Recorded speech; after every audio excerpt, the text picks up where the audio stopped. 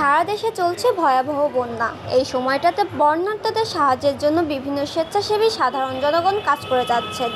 বিভিন্ন শহরে চলছে তাদের সাহায্যের জন্য বিভিন্ন ত্রাণ সংগ্রহ। কিন্তু এই সময়টাতে একটি কুচক্রী দল স্বেচ্ছাসেবীদের নামে টাকা আদায়ের জন্য নেমেছে রাস্তায়, যে বিষয়টি এখন সোশ্যাল মিডিয়ায় তোলপাড় শুরু করেছে। এই বিষয়টি স্বেচ্ছাসেবী সংগঠনের উপরে কতটুকু প্রতিক্রিয়া ফেলেছে, চলুন তাদের সাথে কথা বলে জেনে আসি। এতটাই অমানবিক, যেমন আমি এবার বলতে পারি এইভাবে যে একটা মানুষ যখন নিজের ব্যথা টের পায় সে মানুষটা জীবিত, আর সেই মানুষটা যদি অন্যের ব্যথা টের পায় তাহলে সে মানুষ। আর এখনই সময় আসছে আসলে মানুষ নিজেকে বলার যে আমি মানুষ। আর ওই মানুষটা যে স্বেচ্ছাসেবী নামে অস্বেচ্ছাসেবীমূলক কাজ করতেছে তার আসলে প্রচণ্ডভাবে শাস্তি হওয়া উচিত। তার শাস্তিটা আসলে পিছিয়ে দেওয়া সম্ভব না। তার শাস্তিটা অন্যরকম হওয়া উচিত, যাতে করে মানুষ বুঝতে পারে যে না, একটা মানুষ হিসেবে পরিচয় দেওয়ার সময় আসলে তার কী করা উচিত। এই ধরনের শাস্তি হওয়া উচিত। তবে আমাদের এখানে আমরা যারা কাজ করছি, আমরা এই নাট্য সমন্বয় পরিষদ বা যে সাংস্কৃতিক সমন্বয় পরিষদ নিয়ে কাজ করতেছি, এইখানকার মানুষগুলো আমি এখন আমাদের মধ্যে এমন কেউ নাই।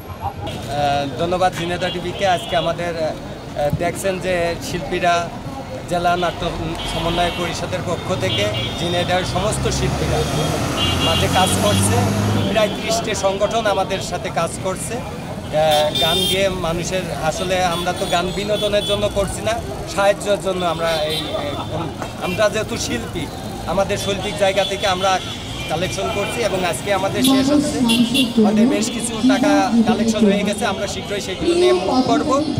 আর যেসব প্রতারক চক্র আছে, আমি মনে করি যে তারা অটোমেটিকলি যেভাবে ধরা খেয়ে যাবে। এতে আপনারা যারা মিডিয়া কর্মী আছে, আপনাদেরও নজর রাখা উচিত যে আসলেই প্রতারক কারা।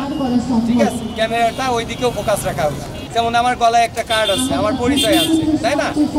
এইরকম করলে পারে অটোমেটিকলি ধরা খেয়ে। সাধারণ আইডেন্টিটি যাচাই না করে কাউকে দান করার দরকার নেই। যে আপনি কোনো সংগঠনে, যদি একটা সংগঠনের থেকে যায়, সে ক্ষুদ্র সংগঠন হোক, তার তো নাম সবাই জানবে না, জানা যায়।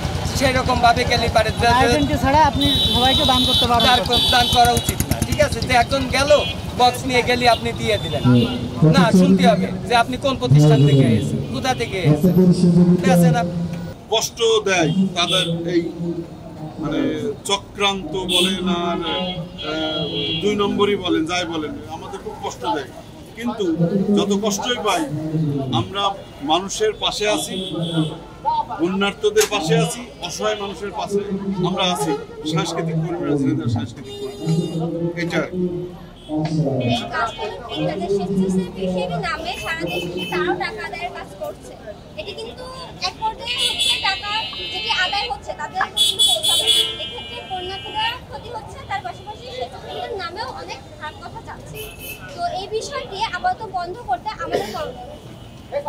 আমি মনে করি এই বিষয়ে এই সারা দেশটাই যেমন ছাত্র জনতা দুর্বৃত্তদের রুখে দিয়েছে, এটাও আমরা মনে করি ছাত্র জনতা মিলেই এই যারা এই অপকর্মগুলো করছে তাদেরকে রুখে দেওয়া এখনই উচিত।